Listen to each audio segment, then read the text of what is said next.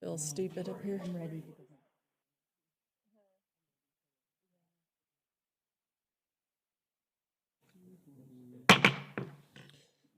Well, good afternoon, those of you who are here, those of you who are watching telephonically.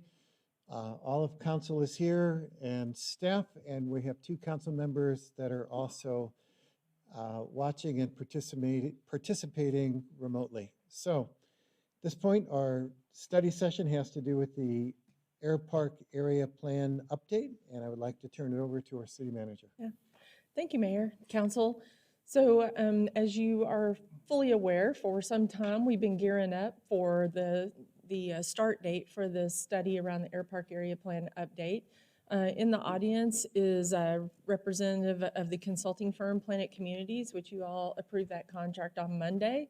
And so she is here taking notes. I'll let Derek do the introductions on that. But nonetheless, tonight or this afternoon is really about getting kind of that first round of input from mayor and council in regards to this update. And as we get out there and the consultant starts doing their work around this, this plan. So we look forward to any information or direction you want to give today, and we'll take that into account as we move forward. With that, I'm going to hand it over to Derek. Thank you, City Manager. Good evening, Mayor and Council.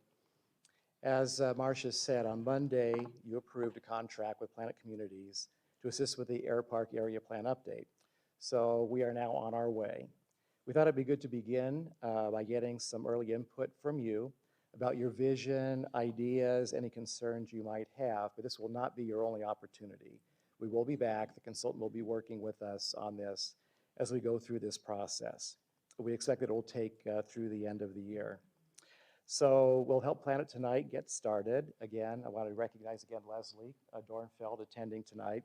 We also have Development Services staff watching from home, and they'll be taking notes on the meeting tonight. So I'd like to just run through how we're planning on approaching tonight. Kevin will start by providing some background on the area plan and how it evolved. We'll talk a little bit about the history of the plan and the area around the airport, how it developed, and what is left to develop. Chris Andres will talk about opportunities and constraints that pertain to the airport. Micah will also provide some economic analysis as it pertains to the city and the airport. At the end, much like we did at the joint meeting last summer with the Planning and Zoning Commission, we asked some questions to stimulate thought and discussion about ideas and a vision for the remaining vacant land. So with that, I'd like to turn over to Kevin to begin the rest of the presentation.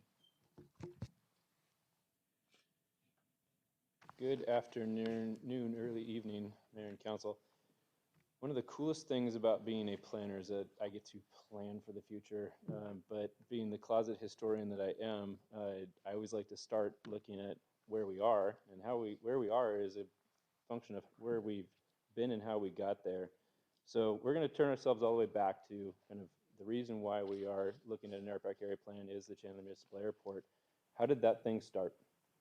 Started back in 1948 is when it opened. This is a 1949 aerial. You can see the airport kind of highlighted it with the red box. And if you squint really hard at the kind of southeastern corner of that box, there are two little structures out there, and that was actually the tower way back in the day.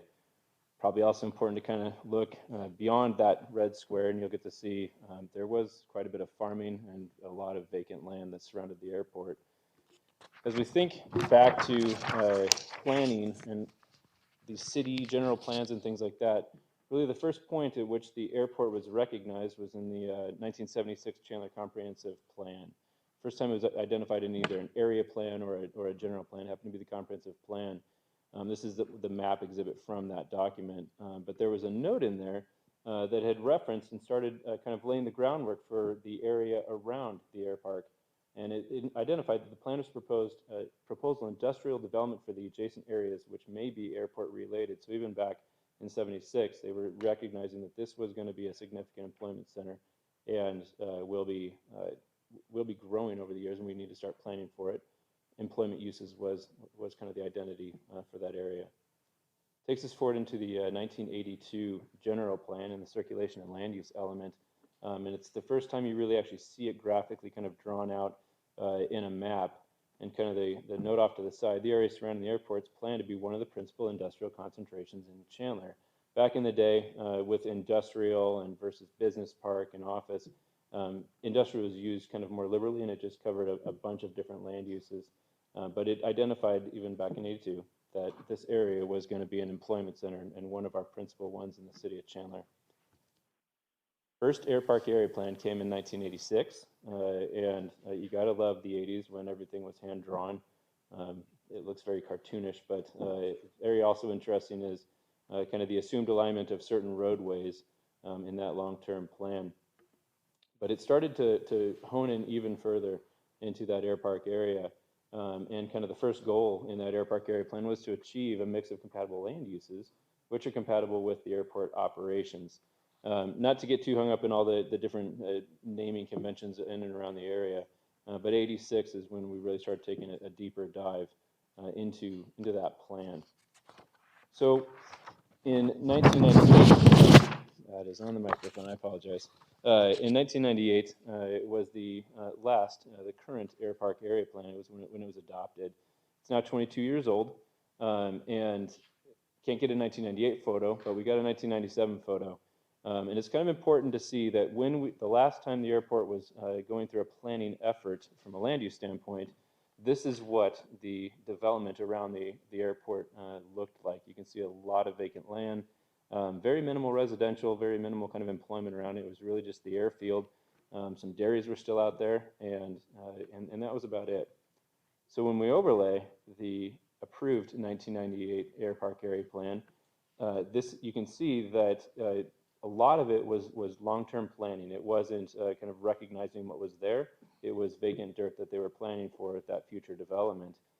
Interestingly, if we flash forward to today's photo aerial, and you can kind of look up and look underneath and see the land use colors, it's actually quite fascinating how much of the Airpark has developed, consistent with the 1998 vision. That document, although it is 22 years old, has served the city very well at guiding those land use decisions and development and guiding it to the appropriate places. So well, in fact, that this slide, these little circles, and not to kind of zero in any parcel specific, but these are the only changes that were made to the Airpark area plan along the way through Airpark area plan amendments. Some of them were commercial corners that were no longer viable commercial and they were taken away. But again, for the most part, you'll see 96% of the development within that 9 square miles was developed in accordance with the original 1998 Airpark area plan. So knowing that kind of where we are today, what do we have left? And that's kind of really going to be the focus of our current Airpark area plan update effort, is going to be planning for the vacant parcels that we have left. So what's left out there? Within the 9 square miles, there's 18% remaining vacant land. While some of that does exist on the airport property itself as vacant, undeveloped land, very minimal of it is. Everything outside of the airport property is what you see in those colored pieces. The red has had a zoning case and it is vacant but has some level of entitlement on it. Many of them, if that property owner chose to, could come forth and build today. Some of them would come forward as a future PDP, so just the design, the site desirability and architecture and things like that. The yellow property, and then there's a yellow crosshatch identifying the county parcels. Those are the ones that they're not zoned PAD. They may be hard zoned AG1 or even in the county, but those are the ones that most likely are going to come back to this council for a land use decision. And really the ones that we just kind of let our eyes, we can focus in on the areas within that 9 square miles that we're really going to be studying over this next kind of probably about a 9-month process through this Airpark area plan update. If we take a quick peek at the current land use designations in the Airpark area plan overlaid over those vacant parcels, you'll notice on that graph on the right that only about 6% of it is non-employment based land uses. There's a little bit of commercial left and a very small amount of residential, but for the most part, it is employment land uses. They're really broken down into 2 categories: the pink, which is the commercial office business park, and then this purple that was light industrial and industrial. kind of important to understand that back in '98, the freeway was still a planned freeway, but there was a reason for the designation difference between the pink commercial office business park and that purple light industrial.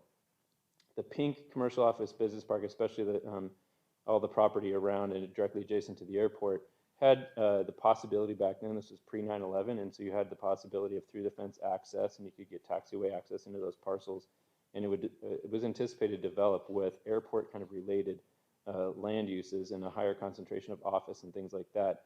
The properties on the west side of McQueen, you see that kind of band of purple properties there. They had some unique characteristics to them that warranted designating them more of a light industrial.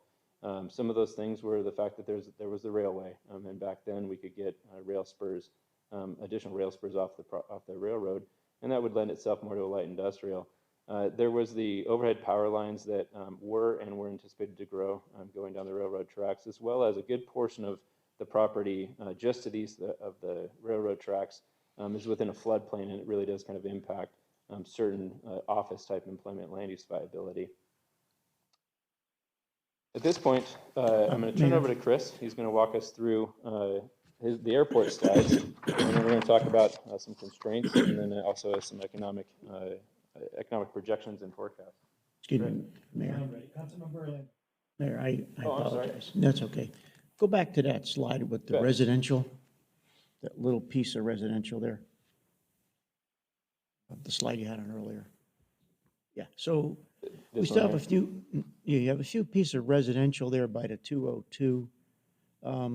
Is that still legitimate today with the fact that we have, that's buffering the 202, which may be the alignment might have been off years ago. I don't know how exactly the alignment was, but is that still relevant? Or should it be, I guess my question is. Through the mayor and council member, it's an excellent question. Back in the day, all of that area where Noria and Sky and the residential that's currently under development now, that really was the only pocket, since the Southeast Chandler area plan didn't contemplate multifamily at all, and that was always kind of the first tier of workforce housing. That kind of area that was just directly south of the 202 on the east side of McQueen was the one area in the 1998 area plan where they called out for medium and high density residential, kind of viewed as that pocket of workforce housing for the future airport business park. A lot of it has developed today, just consistent with that. That immediate parcel to the south of the 202, while there has been activity looking at it from a residential standpoint, we've been looking at it from an access standpoint and a traffic circulation standpoint. And there probably are other opportunities.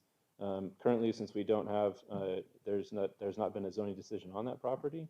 It's part of this kind of the study.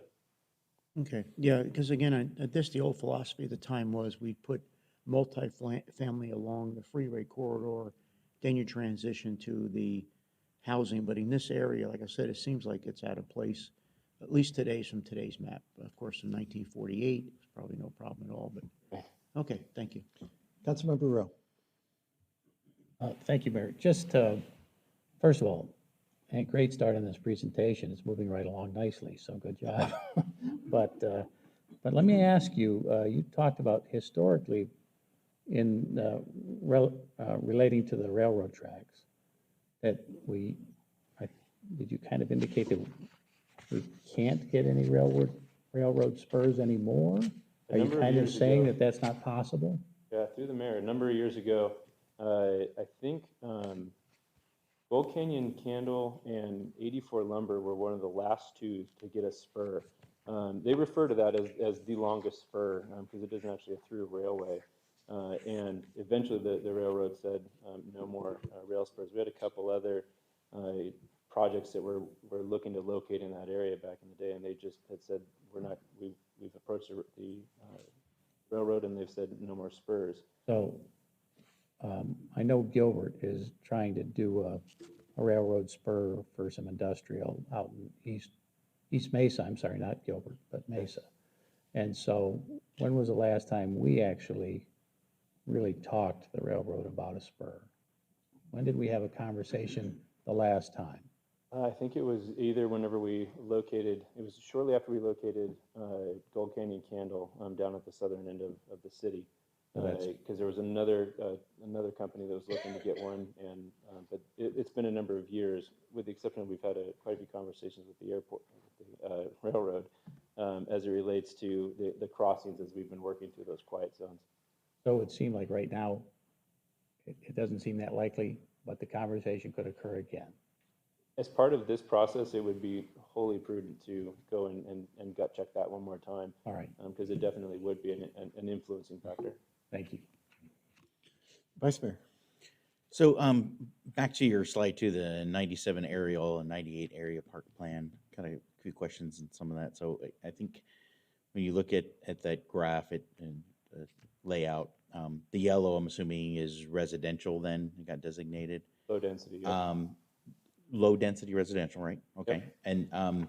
And then the purple or pink, you got deep purple, which I'm assuming is industrial. Got it. And then what's the light purple? Light industrial. Light industrial. Yep. Okay, so is it atypical that you see industrial butted up right against residential as part of that plan? I mean, was that the intention?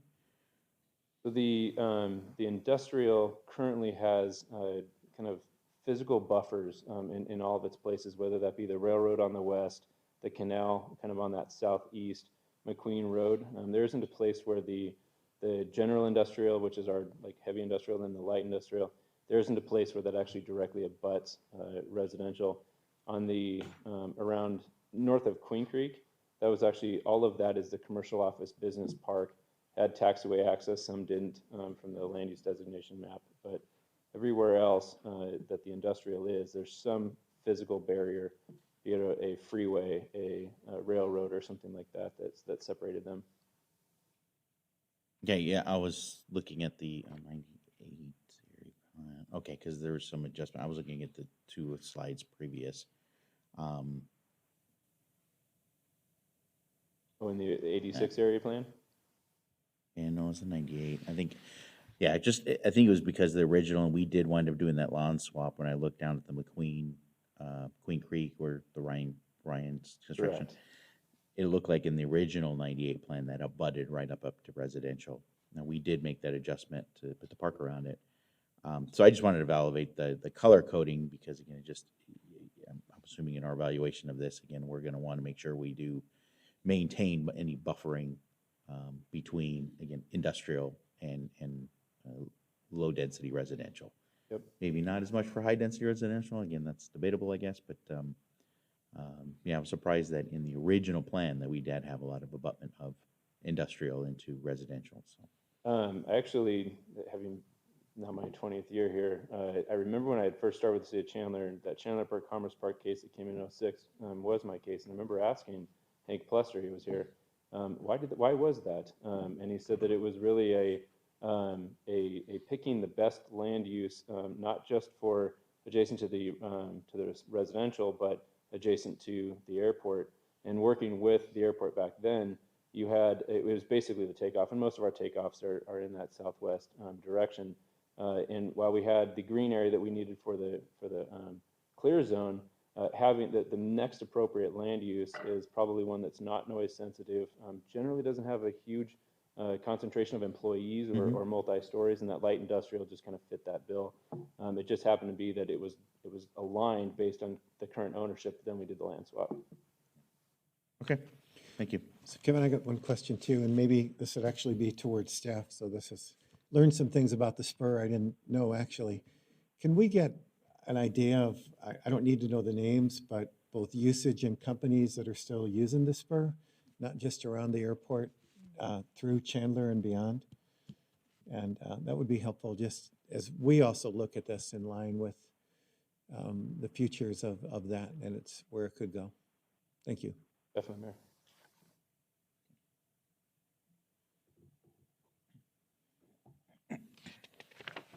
Right, so the Chandler Municipal Airport, as you've seen on the aerials, the airport is at the heart of this 9 square mile Airpark area.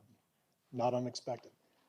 So I'll talk a little bit about the airport because the relationship between the airport and the surrounding land use is very important. So I'll do a little bit of information. Kevin, if you could. So right now, the Chandler Airport, we are the 18th busiest general aviation airport in the United States. We are a critical part of the nation's aviation system, and the FAA recognizes us as a regional reliever, which is a special category of general aviation airports. There's about 300 in the country out of 3,300 airports in the United States. So we play a very important role in the region, but also nationally. We're also going through our airport master plan. And so the timing is perfect between what we're doing as a facilities campus plan, planning for our needs for the airport, and how that will fit in and dovetail with the Airpark plan. And one of the things that we've noticed is that the airport's growth is directly tied to the community growth. And you can certainly see on the aerials as Chandler developed, the airport has developed, and so you can see there's a symbiotic relationship between the development of the airport and the surrounding community. Currently, we are going through our master plan, and these are the latest figures that we have available from our planning consultant. So 2019, this is currently where we are today with our annual operations, about 225,000 operations. By 2040, we are estimating that that will grow by approximately 50,000 to about 275,000 operations. And again, these figures do not indicate what's happened over the last few weeks. So certainly this is the best information we have. We're forecasting an increase in based aircraft and also increased demand for our hangar space, because as our economic projections assume that Chandler is going to grow and continue to be successful, the demand at the airport will be there to match the community growth. So in terms of airports and airparks, it's a very robust economic model that airports and their surrounding areas can be an employment center and an economic engine for their communities. And so we're presenting 3 examples. 2 of them are local, and fortunately within easy driving distance. Scottsdale Airpark is the one nationally that gets the most press. Falcon District in Mesa, but also the Burbank Airport District. And the important thing to know about these 3 examples, they're very different models.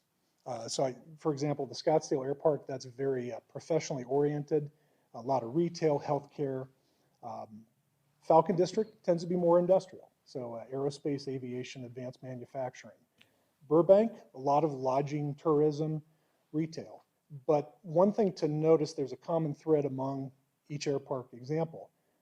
Scottsdale, professional, scientific, technical, technology, digital media for Burbank. So there is a science technology component to these districts that they just happen to naturally gravitate towards airports. And so certainly Chandler is unique as our other communities. But this is an example of what can be done, what has been done, and what can be done.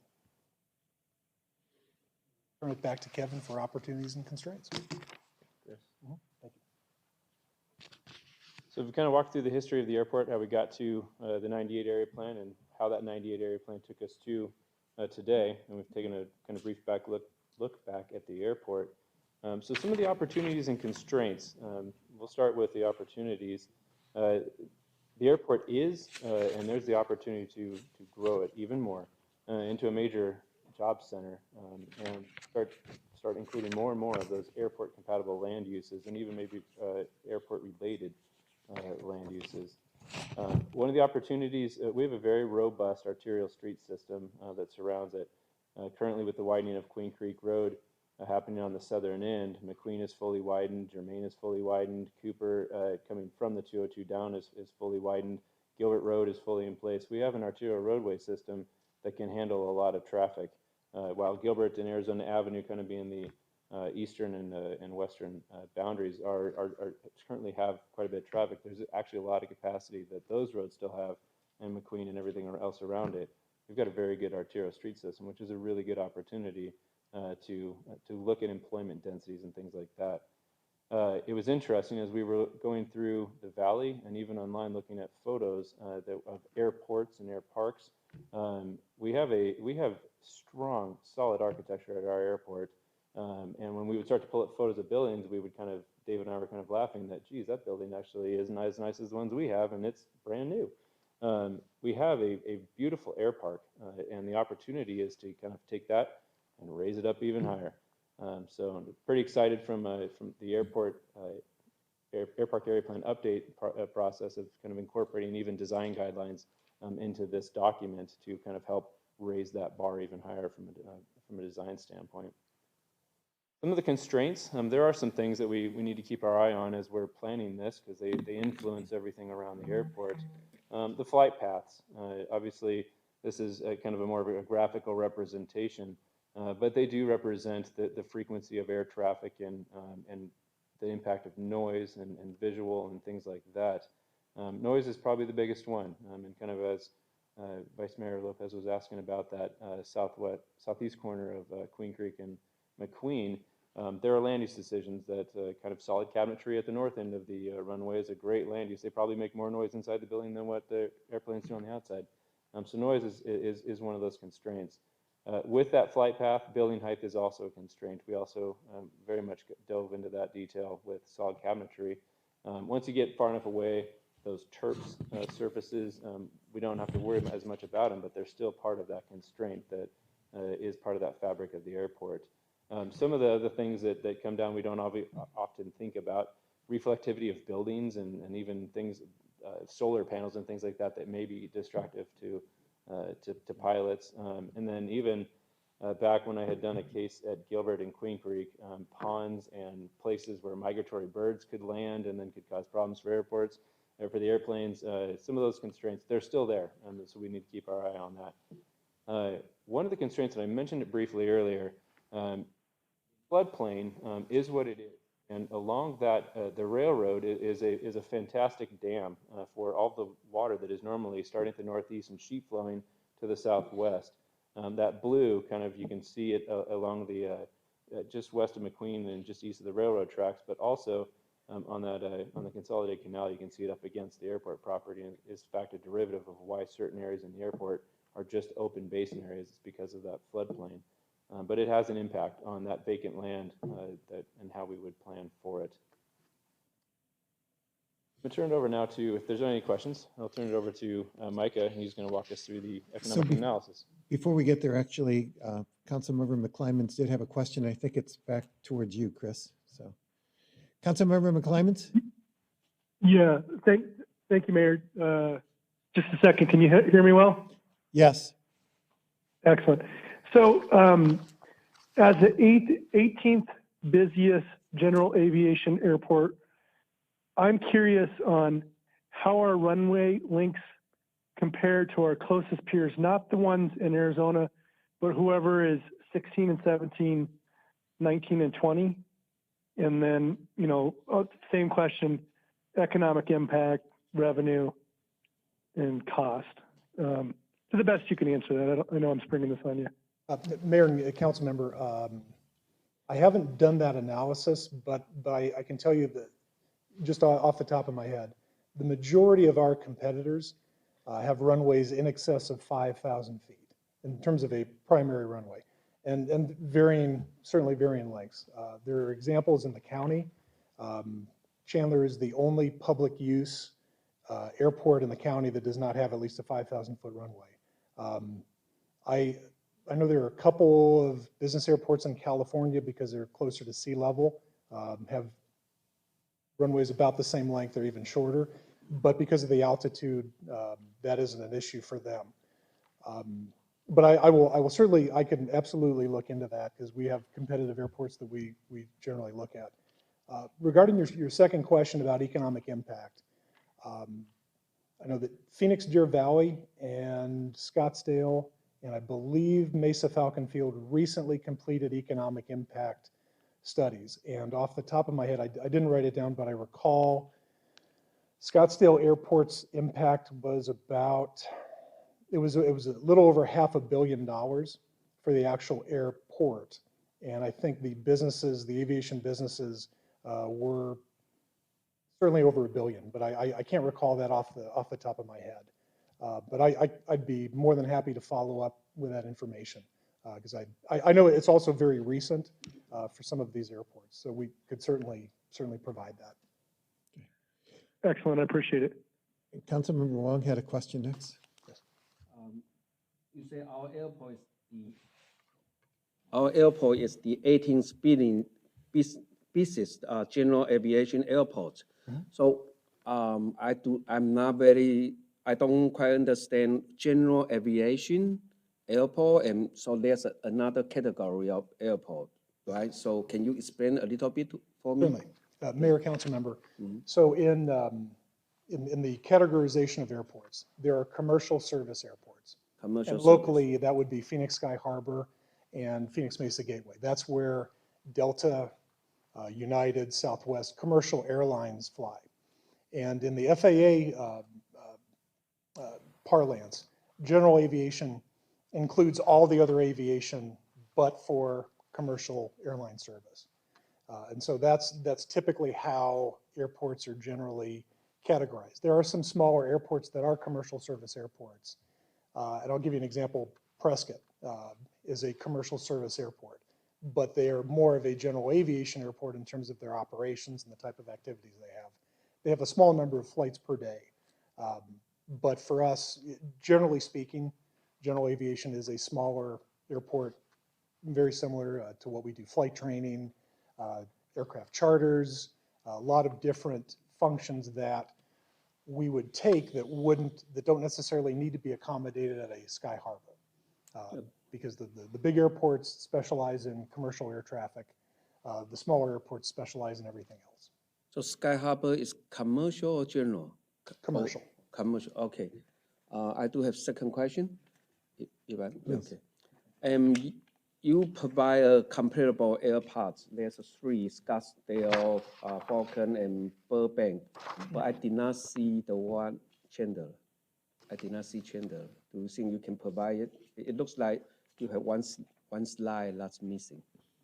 Well, Mayor, council member, the economic data that Mike is going to provide will give you the profile of our current Airpark.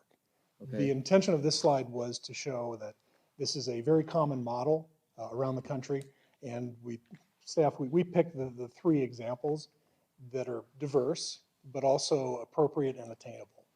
Particularly Scottsdale and Falcon is very short drive to see it in living color. And so this was an example just to compare three different types of air parks. Could go very industrial with Falcon Field. You could go with very hotel tourism, Burbank, or something that's more professional with some tourism, that's Scottsdale. So it was really meant to give an example of what, here's three different real world examples. So what are we right now? What are we? Mayor, council member, I would defer that question to others that are more knowledgeable than I am. It's part of what we're going to be talking about with the airport plan and decisions that we're going to be making in terms of direction. Okay, I just want to know what are we right now, so that we can talk about the future, right? So Yeah. Micah would have that information too, Okay. I believe. So, Thank you. Yeah. Councilmember Orlando. So you talk about busiest airport, let's define that. That's takeoff and landings? So Mayor, council members, so in terms of busiest airport, that's aircraft operations, which includes takeoffs and landings. So what are our takeoff and landings right now? So we're at about, we're off a little bit, but we finished the last calendar year at almost 225,000 Okay, operations, takeoffs and landings. That also includes helicopters, fixed wing. Right. That also includes travelers that are coming here for a business purpose or a leisure purpose and leaving. So those, we categorize those as itinerant. do you count touch and goes? Yes, Okay, so if I'm a training flight, I have a lot of touch and goes, right? correct. Okay, so how many touch and goes do we really have, percentage-wise?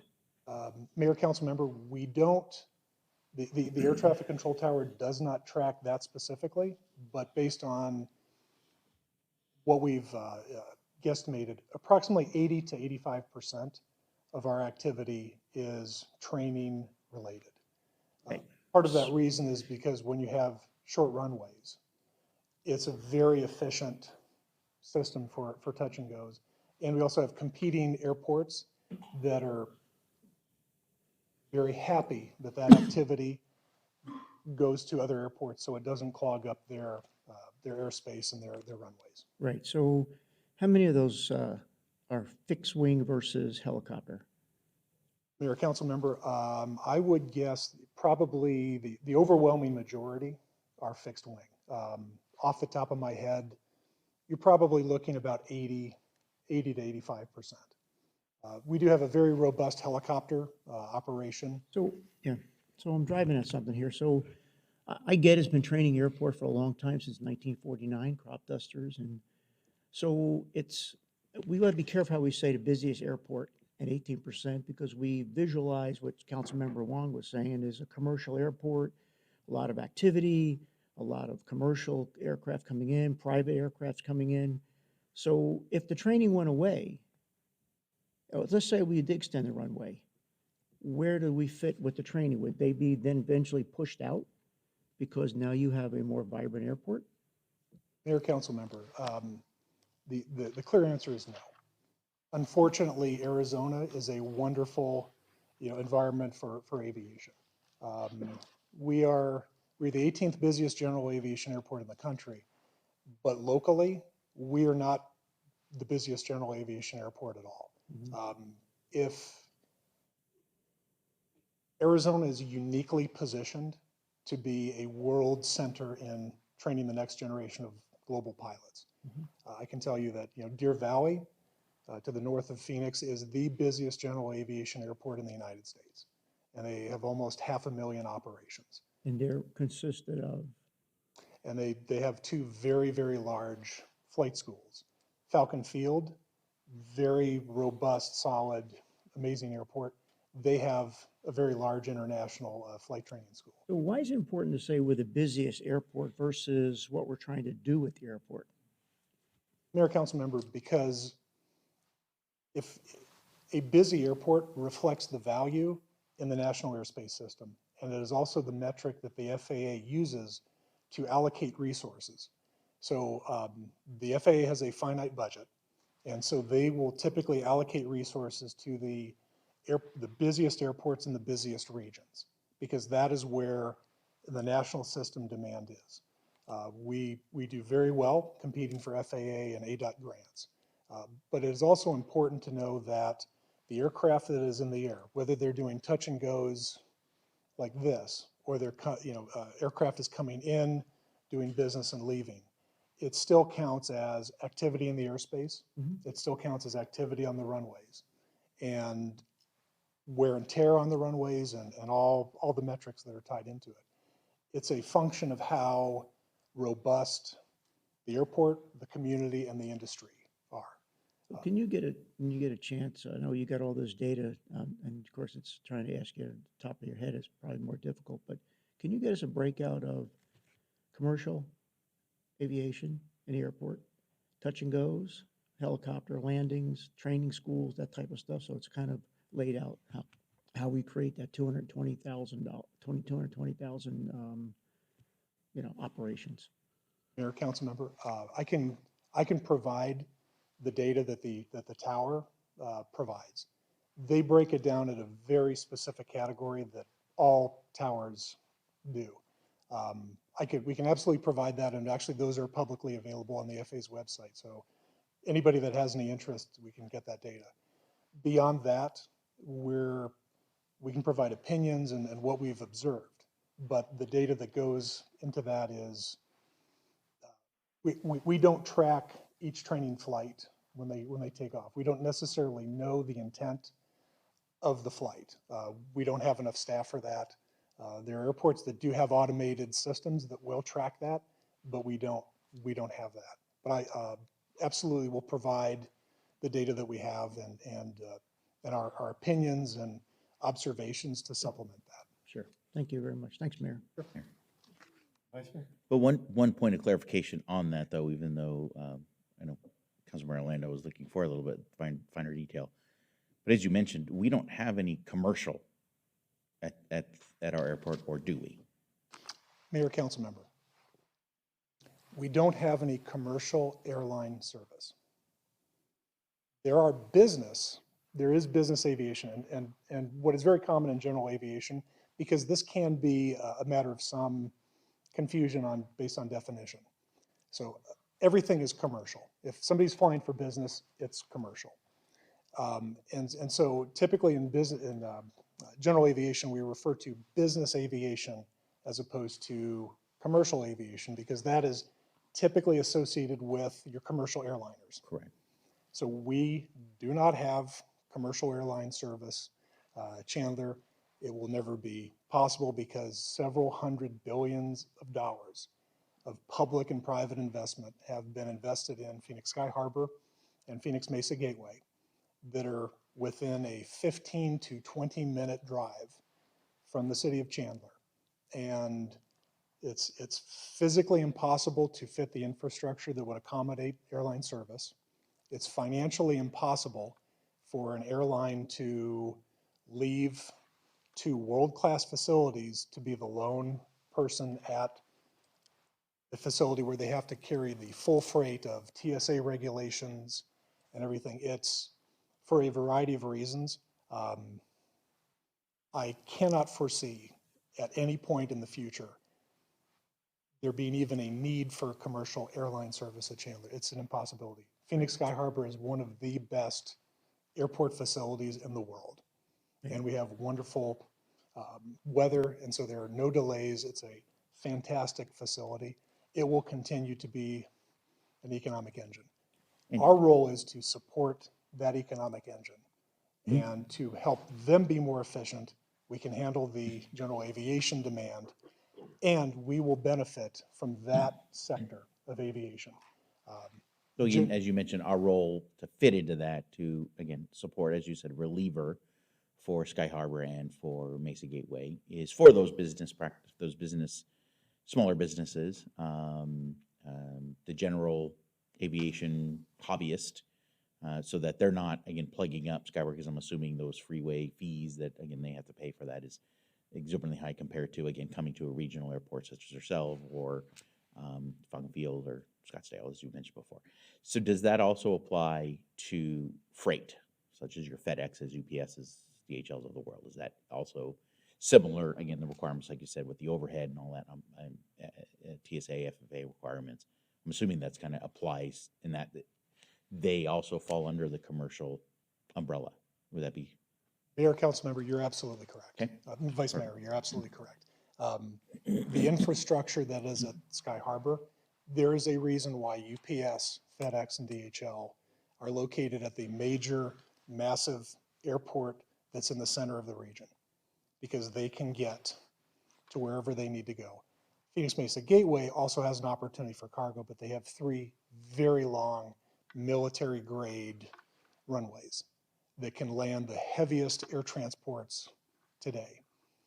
They have their roles, and by us doing our job well, we ultimately help them, and we operate as an integrated system. So we have our role to play. We do very well. We can always do better. But the benefits at Chandler are absolutely realized at the 2 major airports in the region. Thank you. You have charter flights out there? You have charter flights? Mayor, council member, yes, we do. Would you consider that commercial? Mayor, council member, it's a different type of commercial. It's not regularly scheduled airline service. Right, I It understand is that. essentially on demand. So any aviation that's business aviation is by I guess what I'm definition. trying to find out is, and I'm sorry, I didn't cut you off. I'm trying to find out, you know, we're in a discussion of planning right now. So do we keep the airport as a training facility, or do we expand charter flights? Do we expand the when I say commercial, I'm not talking about, we've been to this fight since 1989. I'm not talking about that, okay? I was there when Jepson was there, you know, running for office, so I get all that. We're not gonna have charter commercial flights there. But the problem I'm trying to figure out here is 20 years from now, what's the aviation gonna look like? Are we gonna continue doing training out there? Are we gonna have more charter flights? Are we gonna have a different type of vehicle that we need to prepare for? Because that's important of what's landing there. If we're just doing training all day long for 443 single engine aircraft, roughly, I'm sure there's dual aircraft, or That's what we have, that's what we're trying, I'm wrestling with, okay? I've been in this business for 35 years, so I understand what you're saying and I get it. But that's what I'm struggling with. So we're training right now, 85% of it. We do have some charter. We have businesses that want this runway expanded, which is probably a good idea. I'm not arguing that, or that's not the issue right now. But what's it gonna look like not from so much the building contours, which we're gonna get into, and the land use, but what's gonna be serving that airport? Is it more helicopters, less helicopters? Is it going to be charter flights? Just general aviation? What's it gonna be migrating to so that the attraction is to build around that? Follow my thought? Mayor, council member, I could not agree more. That's the daily challenge that all airports have. What's the market going to be 5, 10, 20 years from now? What's aviation going to look like? The truthful answer is we don't know. We know that we can anticipate that Central Arizona will always do very well because a lot of people want to move here. And so the population we expect to continue to increase. We expect the population to continue to be affluent and to have disposable income. We expect the population to be very pro-business and developing new businesses and having a need for airport service, whether it's a business aircraft to take off at Chandler and visit outlying operations. That is exactly the conundrum. Will we have a bunch of drones out there?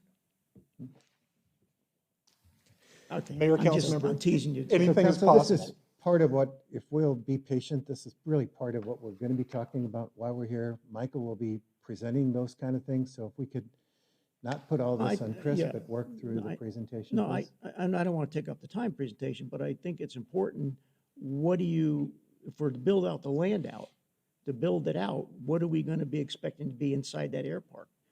I If it's going to understand be a that. bunch of drones. And that's is it gonna part of the be- yeah. decisions that, why we're doing this right now, we're going to be making. You're nicely telling me to move along. I appreciate it. I am. Councilmember Rowe, did you still have a comment? No, sir. Okay, Councilmember Huang, did you still have a comment? Just a very quick question. So you say annual aircraft operations, very basic, and you list 223,000. What do you mean annual aircraft operations? I calculate that's 611 per day. What is that? Is that takeout and takeoff? We- Takeoffs- Really? we Every just- day? Mayor, We council member, just takeoffs and presented that landings. previously. Okay, So- yeah, no, I'm sorry, I missed it. So every day we have 611 took off and Landings. landing. Mayor, council member, generally, yes. We've had some days where we've had well over 1,000. Okay, The last few days, we haven't had nearly that much. But it is takeoffs and landings, and each time the wheels touch the runway, and each time they leave the runway counts. So Okay. it's an indication of how, it's a very good indicator of how much the airport is being utilized. Very similar to the mileage on your automobile. If you're putting more miles, your odometer is going to go, and so it's in use more. All right, so council, and again, we're going to get into this. It has been the direction of previous councils, certainly to enhance business practices or business travel there as part of this too, but that's really part of what we're discussing here and looking beyond. So we're ready to move on to Micah? All right. Economic Development Director. Thank you for having me. Kevin did a really good job of laying the history of the airport from the planning perspective. What I'm going to do is talk a little bit about the economic development history and how we got to where we are today and set it up in contrast to how it fits within our larger economic development goals. So as you all know, you've seen this slide before. We have 5 major employment centers in the city of Chandler. The Airpark Area Employment Center, which is everything in that area, including the airport, right now consists of about 283 businesses, about 10,000 jobs. So it is really our final frontier of economic development between Airpark area and the very, very precious remaining land on Price Road. This is where we're going to see a lot of our future economic development. And Over the years, you've heard me talk about preserving land for employment. Well, this is it. We're gobbling up land elsewhere. This is why the Airpark area is such a major component of our future economic competitiveness. So just to give you some perspective, across the city, we have 48% of our jobs in our target industry clusters. And not too long ago, I came before you and we discussed the economic development and strategic plan. We have hyper focus on the types of industries we're looking to attract, high wage industries that are continuing to propel Chandler into the future. And I'm not going to get into the detail there because it's been a recent conversation, but across the city, 48% of our jobs are in those target industry clusters. When you compare it to what's in the Airpark, you see a different story. And this is okay. Only 30% of our jobs right now are in those target industry clusters. And it's because what we have out there now are those industries, primarily retail, and the early investment in office and industrial product that are propped up. So the retail is way outpacing where it should be, but that's okay because we've had a lot of rooftop growth out there and those retailers are following the rooftop. So we're okay, but as we grow, we're going to continue to look for economic activity within those target industry clusters that have a complementary relationship to what goes on in the airport, whether it's by design, function, or actual proximity and usage of the airport itself. In economic development, you know, we can't get away from a presentation without talking about real estate, and product wins projects. And want to just kind of take a snapshot here. Right now we have 2.3 million square feet, which goes back to what I was saying earlier. We're really in that early phase of our economic maturation out in the airport. We have 1.3 million square feet of office with about 13,000 square feet delivered this past year and another 115,000 square feet under construction. On the industrial side, we have 1.7 million. And then on the under construction, about 700,000. Now, that number jumps out to a lot of people, but you got to remember why this is happening out there at this point in time. We were very protective about the types of campus-like developments that we wanted to see on Price Road. So developers looked further to the east where land was available because they wanted to be in Chandler. They liked the vision of Chandler, and so they went to the Airpark area. And we're seeing a lot of office and industrial growth taking place to support our base manufacturers. So that's what's happening out there. On the flex side, pretty flat, but we're going to continue to see additional demand out there. And I'm going to tell you why here in a little bit. Here's just a little line graph that shows you where we're at. When you look at the retail, I mean, we were high in 2010, we were high in 2000. There was a lot of product developed out there. That was primarily at Chandler Crossroads. And from the city's perspective, perfect. You want to, as a community, buttress your borders. Our eastern border is a buttress against sales tax leakage going into the town of Gilbert. And even before Gilbert had their retail establishments in place, we were collecting that sales tax to drive revenue for the city. In about 2014, when we started to come out of the recession, we saw a lot of this product come online. So you saw that quick spike. We're kind of tapering off, which is normal. As absorption occurs, we'll begin to see more product come onto the market, and that's what we're seeing now. We have extremely low vacancy rates across all asset classes in Chandler. Specifically in industrial, I think citywide we're about 4% on industrial, so that's why investors are going to those areas. On the office side, a quick run up to that 1.3 million square feet of space, and we're continuing to trickle on. In the Airpark area, we really have no office availability either. Our vacancy levels are very tight, so we're working with capital partners to get that density, high density office product out there. And then on the flex, we've really been flat. Vice Mayor. So it's a very good graph. I mean, it shows you, again, when everybody decided that the recession was over, everybody jumped into constructing that pent-up need. And it does, I won't say the worry, but I mean, it does seem like it leveled off as it was prior recession. It'd be interesting to see before. Is that atypical when we see these kind of starts and spurts of construction that you have these buildups and then you have an absorption time pause before the next jump up? Through the mayor, vice mayor, that's a really good question. It is completely typical because you got to remember we are a speculative based market.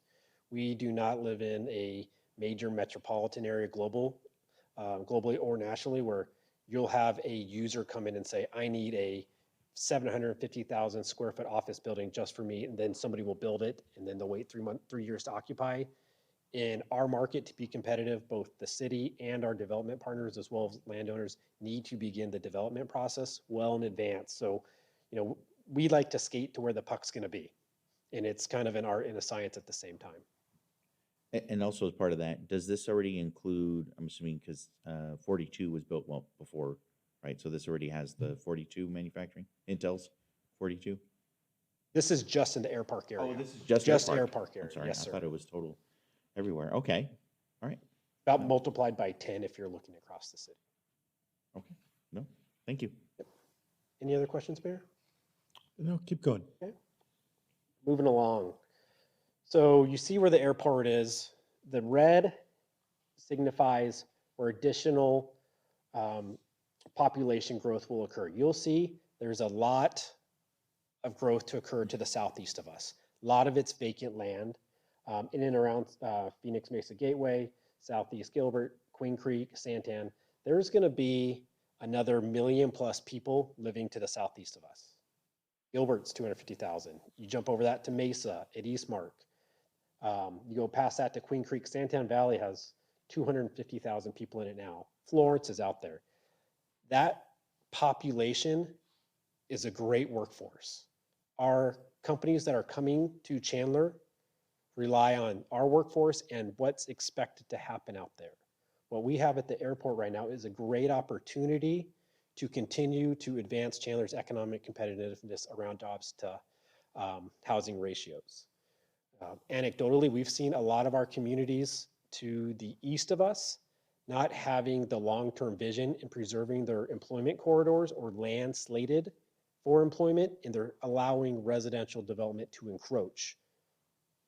So as that land goes away, it makes our Airpark much more dependable and desirable economic driver for the future, if that makes sense. So as that land goes away, our ability to preserve our land for employment purposes becomes much more important. We're going to be absorbing a lot of those jobs that are going to need to be filled by the growth out there. And Josh and I like to talk a lot about the sandwich tax. These people come in, they work in Chandler, they go out, they buy their lunch, we get our sales tax, and then they go home. From an economic development perspective, the perfect city would be a city where no one lives. Providing residents with costs and services, very expensive. But if we can get them and have a balanced economy around bringing people in and out, driving revenue, it's what we're looking to do.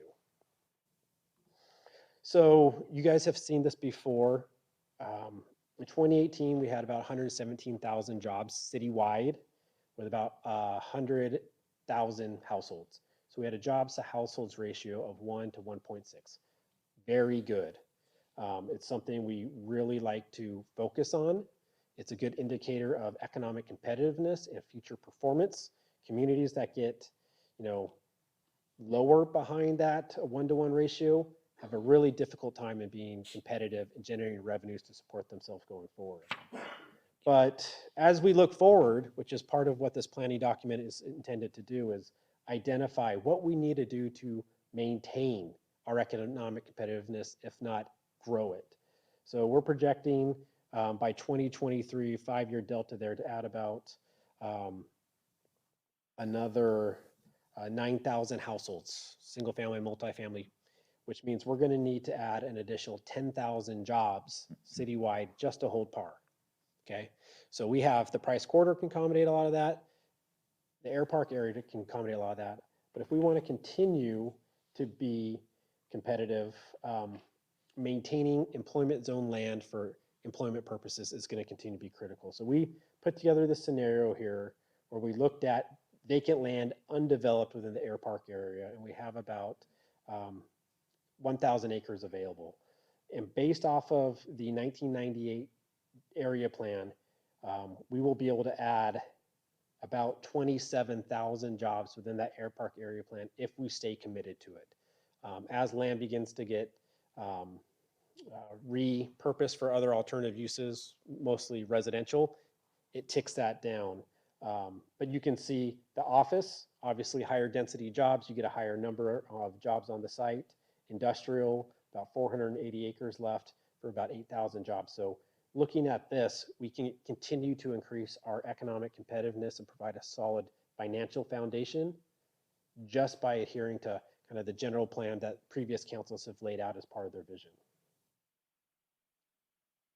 That's the end of my presentation. Happy to answer any questions.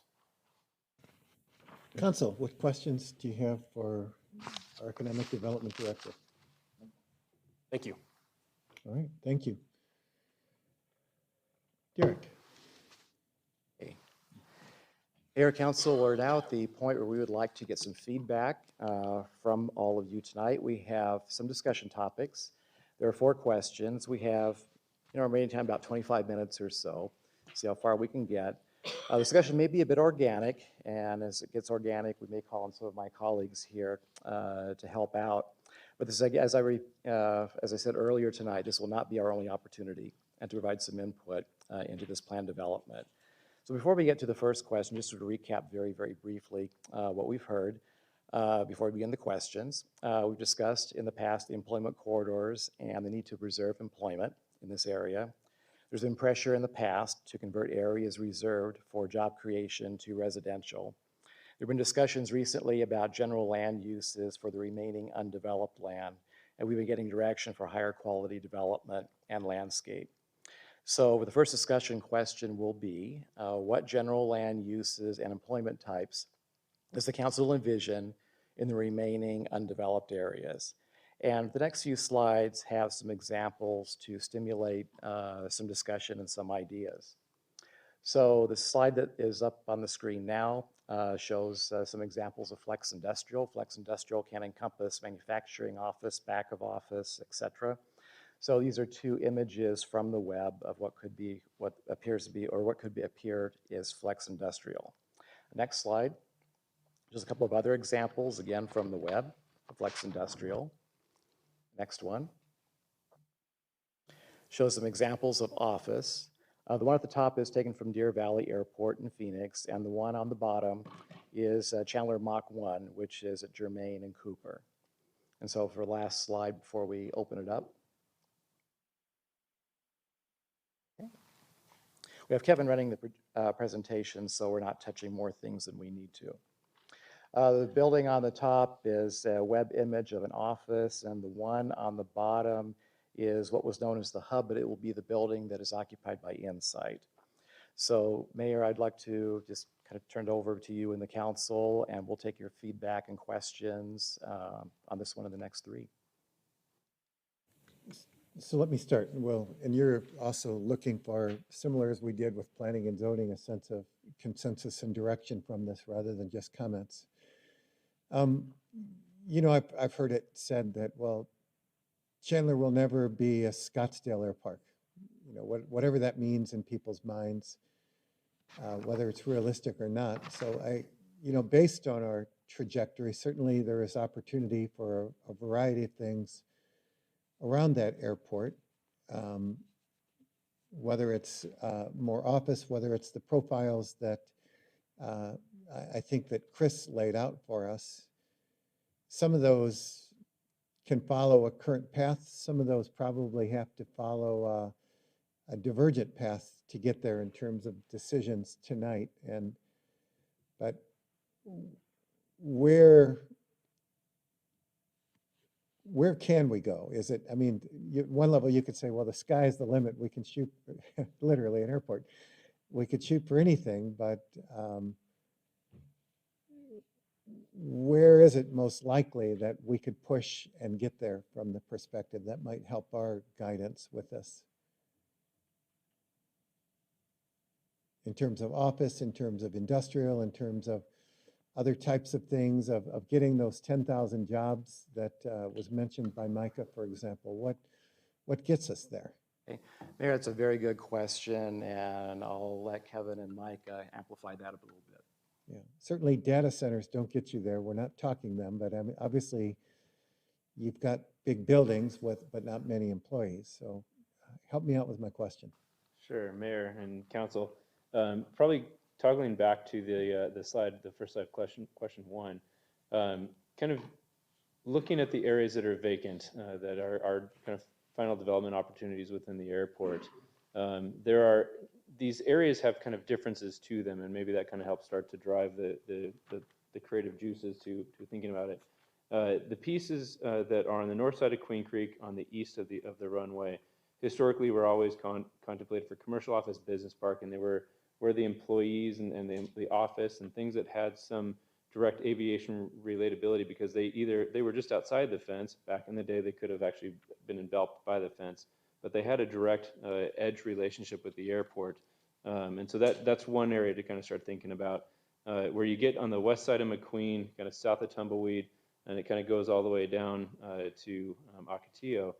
Those have a different relationship because they're not directly adjacent to the airport. They're in the area. They do have some of those constraints we talked about of the the overflights and the floodplains and things like that. And so those could probably be considered a kind of a different, maybe a different category of what we would target there and types of employment land uses. And then you have everything on the east side of Arizona Avenue that's really kind of cut by the railroad tracks and the overhead power lines. Quite often those, although we have associated the name Airpark to some of the recently approved projects along that stretch of Arizona Avenue, intuitively when you drive out there, it doesn't have a direct kind of visual relationship to the airport. So those could be those almost have a start to reference to downtown and maybe even Ocotillo as you look kind of southwest of here. So I know as we've kind of started to think about that of just what could we envision in these areas, I really started to see three different kind of potential land use categories, employment categories. And then I'll kind of turn over to Mike and we can talk about maybe more specific what types of users would land in those types of areas, pun intended. And I would just add some background and some information on the different types of economic impacts different projects produce. So we looked at it across 4 different asset classes: office, industrial, multifamily, and residential. And we just took a snapshot of a hypothetical 10-acre average industrial project, average residential project, average multifamily project, just to figure out what the net direct economic impact to the city would be over 10 years. And just to kind of go down the list, multifamily has net revenues of 580, single family 98,000, office 1.4 million, and industrial 4.6. So as we go into indirect and induced, it's pretty similar. It's proportional on the multifamily side, net revenues of 470,000, single family 119,000, and then office 1.4 million, with industrial being 479,000. So it's proportional, but I thought having a little bit of that information around what the different land uses produce in terms of economic return is kind of germane to this conversation as we begin looking at, to Kevin's point, where things fit, how do they come together as part of this greater employment area. Mayor. I'm sorry. I just wanted to jump in and make sure that everyone understands we are here today just to get early input from council. And it could be as simple as, you would like to move forward with, looking at these land uses that will gain us the proper jobs to meet that ratio that Micah talked about in the future. I mean, it could be something as simple as that. We're not looking necessarily because we've got a consultant that's going to take this information, and then we're going to be back with a lot of those recommendations. I just wanted to pitch that out there. So yeah, so I took that to that level. I mean, it's you're not asking for on this corner of this acre we want to see industrial, but to kind of at the helicopter level, as some of my aviation friends tell me, at a high level here, kind of looking at this, I do see that industrial being that priority where it fits, like you mentioned, by the railroad tracks, at the end of the runway. Again, someplace that's on the west side by Tumbleweed where there are no residential immediately next to it. That, again, for economic development, for jobs, for, again, usage, gives us our biggest bang for the buck, right? Our highest density employment, because that's what this is designated for. It never really changed that we want employment here. And I mean, I'll go off on a little tirade, but I think there's a lot of residential that shows up in here that's supposed to be industrial that I think we've lost some footing. But anyway, what we have left, I think, does need, me and my personal opinion is that we need to try to reserve as much of this for industrial, because there's not very many places we can put it anymore, especially within this area, the area, Airpark area plan. And then secondly, is like you said, some light industrial, something that may be again across the road, something on the southeast side of the runway. and then kind of stepping that back, saying, okay, where industrial cannot fit because it's next to a neighborhood, can we do light industrial? If not, then you take again that next step down to office. So in my opinion, the priority I think does need to be, I would like to stick to the original premise that this is intended to be a high employment air park plan, well, you know what I mean, and to adhere to that. So we still need to look at the industrial where it fits, and where it doesn't, then we go light industrial and take those step backs, because I do think in my opinion, we do need to, again, still keep our eye on the ball on making sure we do bring that employment into this area. And to the original thought the mayor had too, serving on the airport commission, one of the things that, again, we do, it get mentioned a lot even on the commission about comparing us, I hate to say comparing us, it gets asked, you know, what does Scottsdale or how does it work with Falcon Field? Again, we're not them. I mean, and that's like saying Chandler, our downtown, wants to be like Scottsdale downtown. We're different. We do have a different characteristic. We've got a different legacy and a different history, and we have a different direction that we want to go into. So it's good to get a pulse from our neighbors to see what they're doing. But I don't think we want to try to run after them and jump on their coattails to be a Scottsdale Airpark, because one, we're way behind. And so it's a major investment to try to do something like that. And again, is that really what we want to do? And again, for me, in my opinion, and from the Airport Commission, again, we want to be a Chandler airport, and we will be a Chandler Airpark and have our own distinction and our own identity. And maybe that is that we become the employment hub out of all the airparks. Maybe that is going to be the niche we're looking for. So, What my I- opinion. Thank What you. I would wonder on that, though, Vice Mayor, is if we're really looking at job density, is light industrial, is heavy industrial, what are those going to get us as opposed to office in where we can? So that was on the economic development. My understanding is that the industrial had the highest density of employment. Was it 8,000 per acre?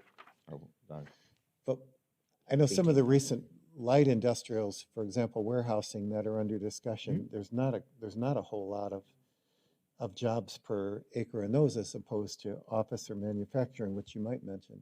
Am I correct on that? Even within the categories, there's nuances I'm that. sorry, you're correct. I'm sorry. I thought that was the industrial. So light industrial was 8,000. Office was the 18,000. So office was actually the densest when it came to employment. But Office is the densest employment. right. Yeah.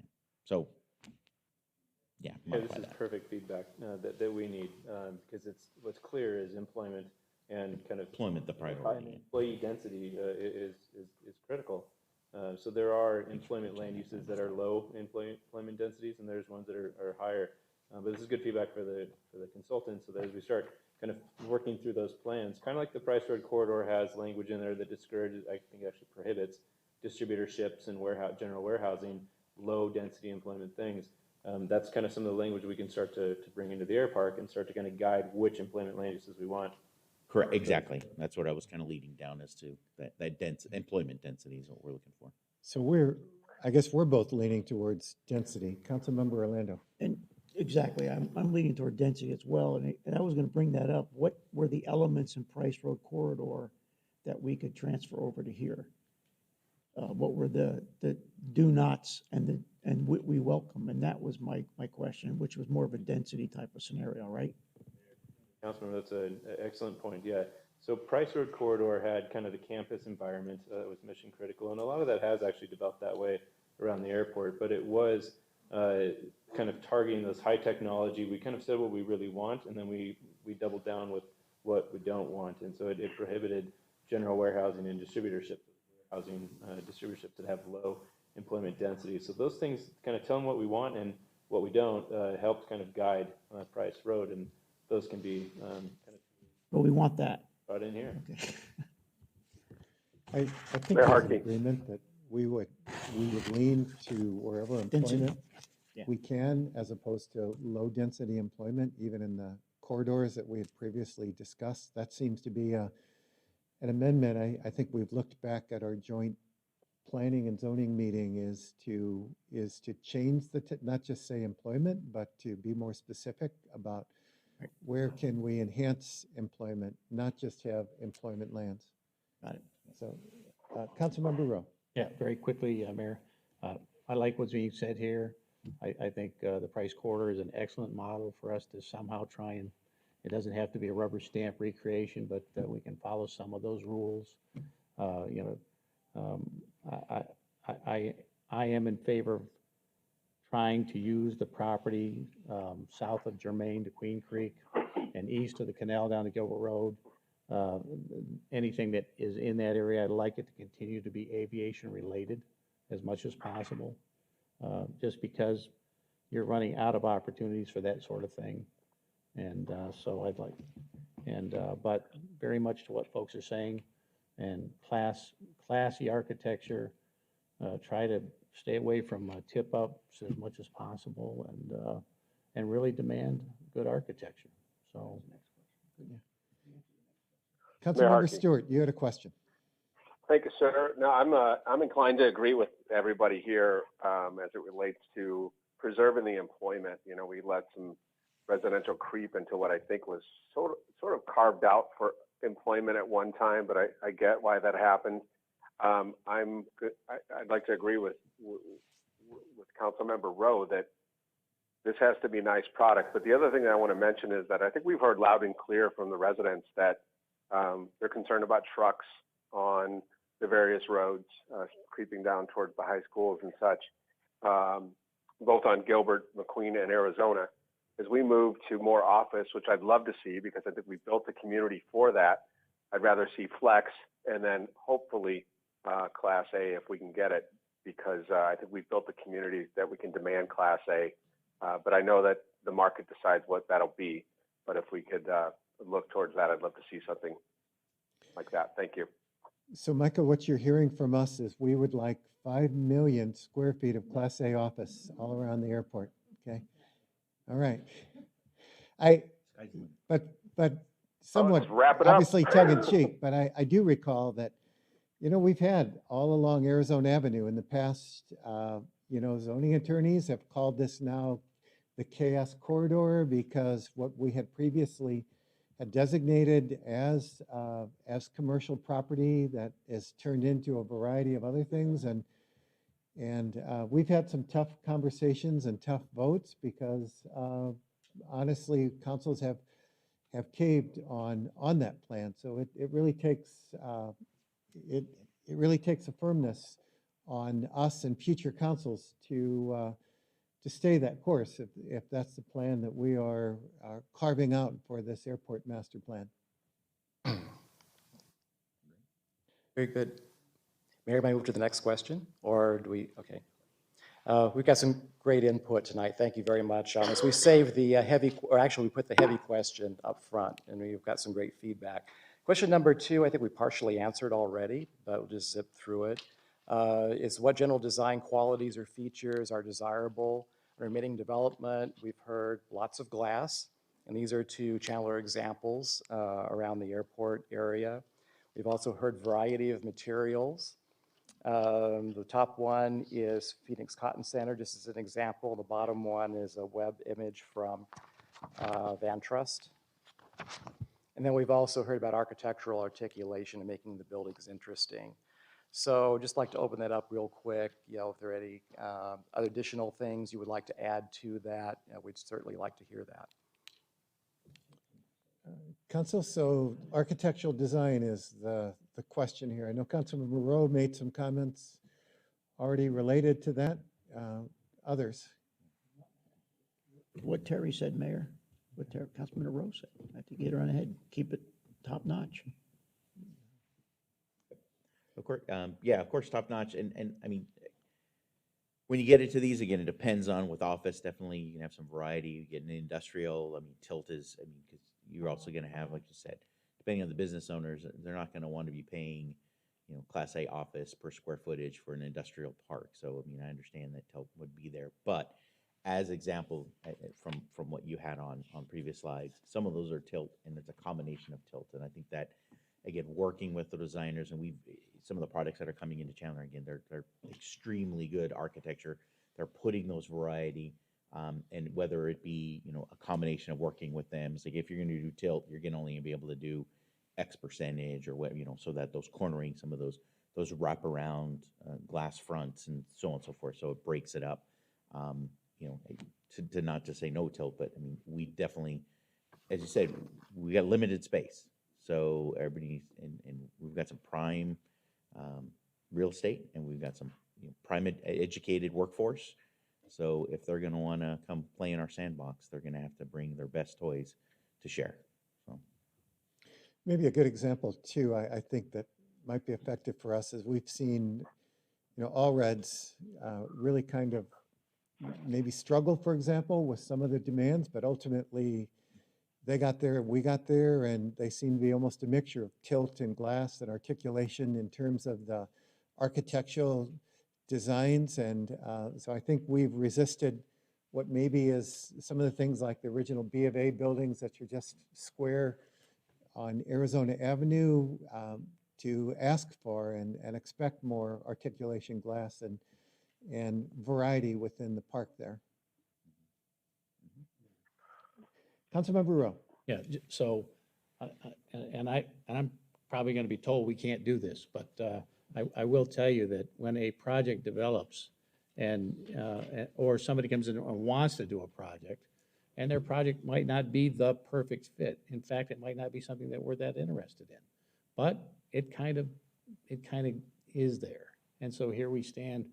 That's where you really push for the highest architecture. It's kind of like, no, we already have this going on in this area, and we are looking for something like this over here, and vice versa. In certain areas, look, we can be a little bit more lenient in this area. Why? Because we really want this type of a project here, so overcomplicated it for you. I'm sure you get in a corner on this stuff sometimes, but really just demanding a better looking product. You have one more question for us. Okay, and question number 3, and I think we may have partially answered this already, but how dense or intense should future development be around the airport? And again, a few examples. We have ones from the web of just some industrial development kind of clustered together.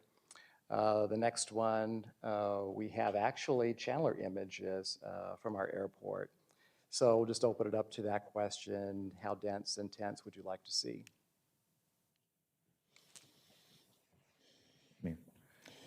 Vice Mayor. I think, again, as answered from the first question, is dense where applicable, right? I mean, we don't want to put 18-story buildings next to residential, vice versa. We don't want to, put single-story buildings out in the middle of green fields by tumbleweed. So I think we'd like to see that intensity, and I do think that as we go further down this plan descriptions, we can see where those densities fit in to be as dense as possible where it fits. I think is probably what my opinion is from question 1.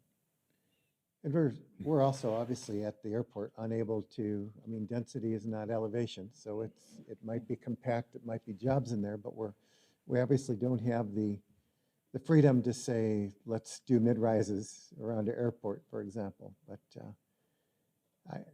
I think to me, I would agree with Vice Mayor, and as well as, again, looking for variety in the mix as well. Council, other thoughts or opinions? Okay. Very good. There's actually a 4th question in your packet, but I think that will evolve over the course of the study. So we appreciate all your input tonight. We've got some great input for our consultants and for our teams. So I just want to thank you on behalf of the staff and our consultant. And Mayor, I'll just turn it back over to you. So Councilmember Stewart and McClymans, do you have any additional questions to ask? No, I don't think so. I'm good. All right, thank you. Mayor. Wrap up. All right. City Manager. Mayor, I just echo what Derek said. This is exactly the early input we needed, so I think we'll be off and running. We'll be back as we near completion and get a lot of public input into the process as well. Mayor. All right. Councilmember Can you Orlando. remind us again, thank you, Mayor. Can you remind us again when this project will be finished, what the timeframes are again, real quick, the end timeframe? Yeah, Derek, or Kevin, if one of you, once you give the time frame. Mayor, council members, I really anticipate it being about a 9-month process. So Okay. by the end of the calendar year, we believe we'll have the project to bring back for approval, but there's gonna be a lot of community input and also some work sessions with council as well. Okay, I think it's important to get it, that's great to get it done as soon as possible so we could start articulating that with the industry. Thanks. All right, Wrap up. I think that wraps this up. Do you have one final comment? Oh, Vice yeah, Mayor? I just real quick, I just wanted to relay out to the, for, again, since this public forum, that, again, for those that are watching for the airport, that utilize it, again, I mean, we on the diocese here see the airport as a very, very important aspect and a contributor into our economy and into what makes us Chandler. And as part of that, again, we're redoing the airport master plan, and as part of that, this is the airport area plan, that they are working cohesively. So we are making sure that the airport and the Airpark, the residences, and the businesses, we can all work cohesively in this area to make sure, again, that we continue to all grow and thrive and fill in Chandler as we want to see it for the future. So just wanted to make sure that all the different parties understand that we are considering all aspects of this. So thank you. Thank you, Mayor. And Councilmember Huang. I do have one final comment. I did not see any discussion on the runway extension. Are we going to talk about that later? Or? Different discussion, Okay, different time. thank you. Yeah, all right. All right, Council, it is 5:57. Why don't we take about 5 or 6 minutes and come back, let's say 6 minutes, and then we'll start our council meeting tonight.